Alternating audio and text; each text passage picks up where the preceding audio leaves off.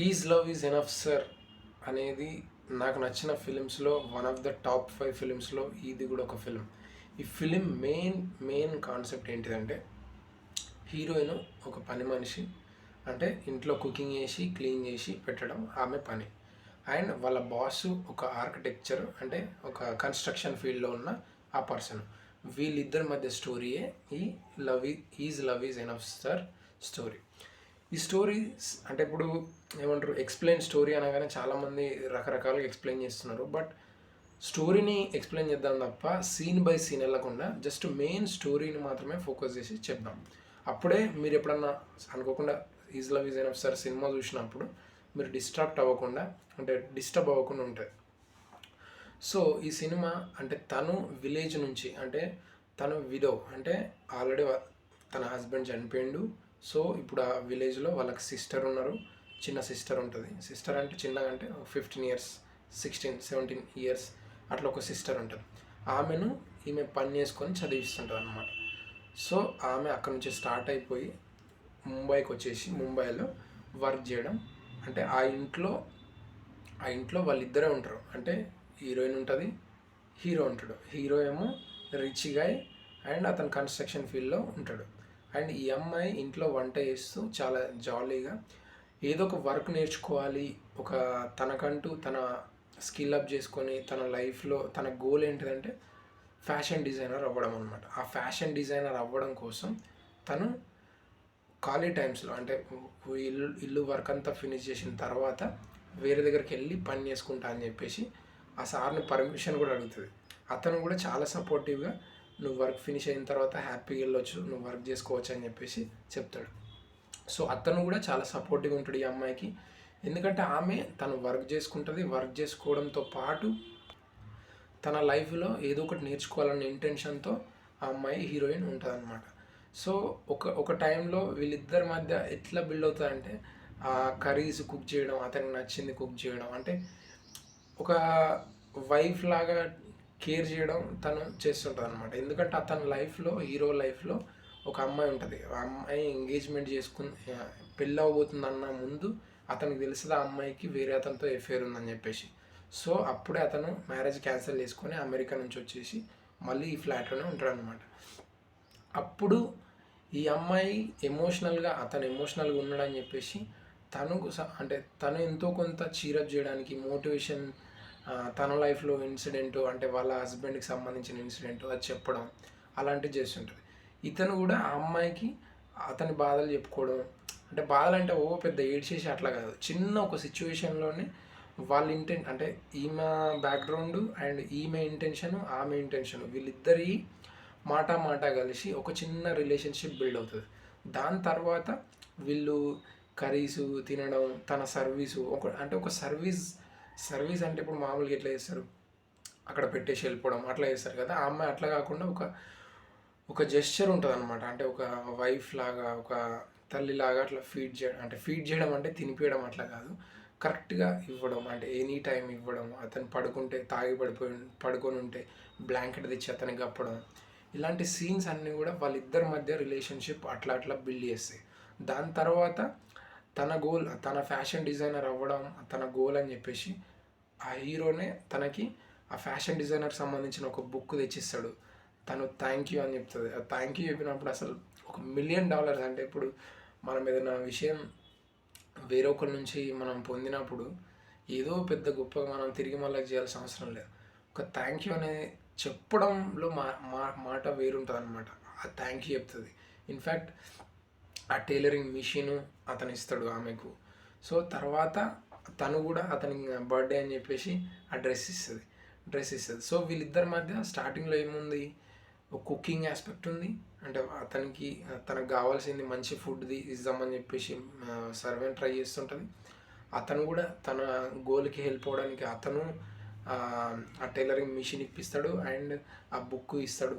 తర్వాత అతను ఇంకా కొంచెం బాగుండాలని చెప్పేసి తను ఒక డ్రెస్ స్టిచ్చింగ్ చేసి అతనికి ఇస్తుంది.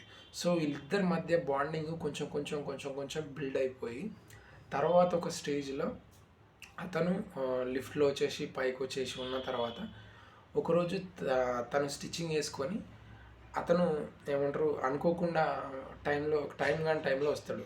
అప్పుడు తను ఏంది ఒక శారీ కుట్టిన శారీ కొంచెం చేంజ్ చేసుకోవడానికి ట్రై చేస్తుంది. ట్రై చేసేసి అతను వచ్చి చూస్తాడు ఆ అమ్మాయిని, కొంచెం ఏమంటారు కొంచెం డ్రెస్ అట్లా అట్లా ఉండి చూస్తాడు.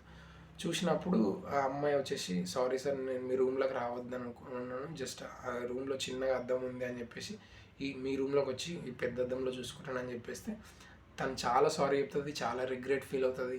అతను ఓకే నో ప్రాబ్లం అని చెప్తాడు. అప్పటి నుంచి వీళ్ళిద్దరి మధ్య ఇంకొంచెం బాండింగ్ అనేది ఇంకెక్కువ బిల్డ్ అవ్వడం స్టార్ట్ అవుతుంది.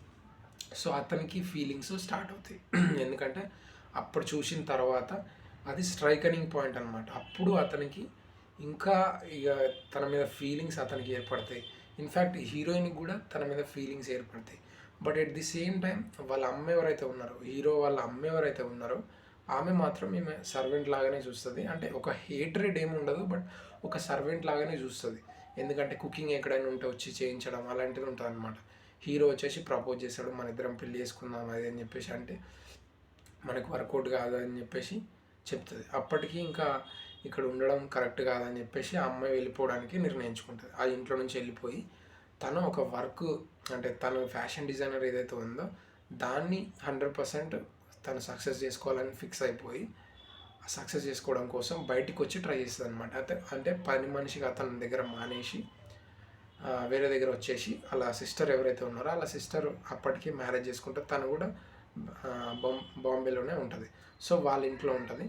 అప్పుడు హీరో ఫ్రెండ్ ఎవరైతే ఉన్నారో ఆమె దగ్గర హీరోయిన్ ఇన్సల్ట్ అవుతుంది. యాక్చువల్గా ఇన్సల్ట్ అయిన అమ్మాయి దగ్గరికి ఒక అపాయింట్మెంట్ దొరుకుతుంది. ఆమె ఫ్యాషన్ డిజైనరే.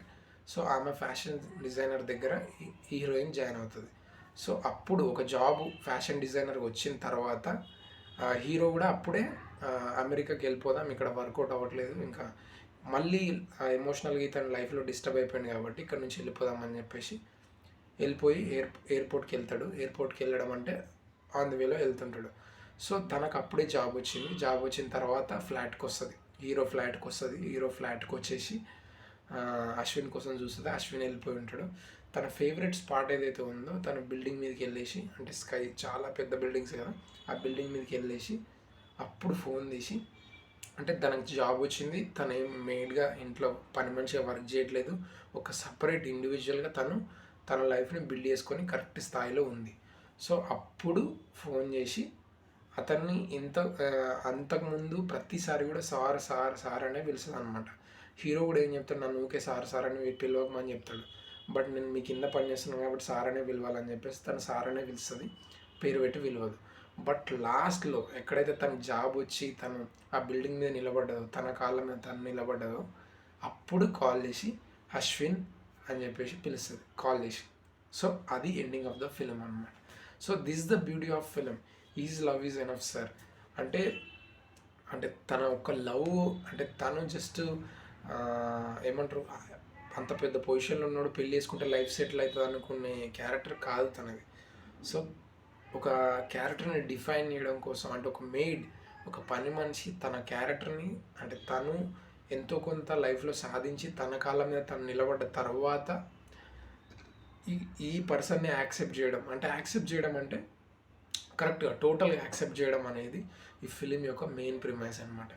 వన్స్ మీరు ఒక్కసారి వీలైతే నెట్ఫ్లిక్స్లో ఉంది ఫిలిం, ఇన్ఫ్యాక్ట్ యూట్యూబ్లో కూడా ఉంది. బట్ చాలా రోజుల కింద నేను యూట్యూబ్లోనే చూసిన. యూట్యూబ్లో కాకపోయినా ఇంకా వేరే సోర్స్ ఏవైతే ఉన్నాయో మీకు దొరుకుతుంది 100%. మీరు వెతికితే దొరకందంటే ఏది లేదు, అది దొరుకుతుంది. ఒకవేళ మీకు 100% దొరకట్లేదు ఫిలిం అని అంటే నాకు వాట్సాప్లో యూట్యూబ్లో కామెంట్ చేయండి, నేను డెఫినెట్గా లింక్ అయినా షేర్ చేస్తాను, నో ఇష్యూ. అండ్ మీరు చూసిన తర్వాత మీరు చెప్తారు this is one of the beautiful films అని. ఎందుకంటే దిస్ వన్, అంటే ఏమంటారు, this one of my top 5 ఫిలిమ్స్లో ఇదొక ఫిలిం అనమాట. So this is I want to share with you guys. మీరు చూడండి, మీరు చూసిన తర్వాత మీరు ఎంతవరకు, అంటే కొంచెం హిందీ వస్తే చాలంతే, లాంగ్వేజ్ బ్యారియర్స్ అనేది మనం తెంపుకుంటూనే వెళ్ళాలి. ఎందుకంటే మన తెలుగులోనే వస్తే చూద్దామన్న ఇంటెన్షన్ మీరు ఎప్పుడు పెట్టుకుంటే మీరు ముందుకు వెళ్ళలేరు. సో అది తీసేసుకొని హ్యాపీగా ఈ ఫిలిం చూడండి. అండ్ చాలా మ్యూజికల్గా, అంటే చాలా చిన్న మ్యూజిక్ ఉంటుంది, అసలు ఏం పెద్ద ఇన్సిడెంట్ జరగవు సినిమాలు, కానీ మీరు అంటే చూస్తున్నప్పుడు ఒక మ్యాజిక్ ఉంటుంది ఫిలింలో. ఆ మ్యాజిక్ అనేది ఫిలిం యొక్క మెయిన్ అసెట్ అని చెప్పవచ్చు. అండ్ మీరు చూసిన తర్వాత 100% చెప్తారు thank you for suggesting this film అని చెప్పేసి మీరే చెప్తారు. ఒకవేళ మీరు అట్లా చెప్పట్లేదంటే మీరు అర్థం చేసుకోలేదని అర్థం. మీరు చూసి కరెక్ట్గా అర్థం చేసుకొని చూడండి. You will love this film and that's it. Thank you for watching. That's it.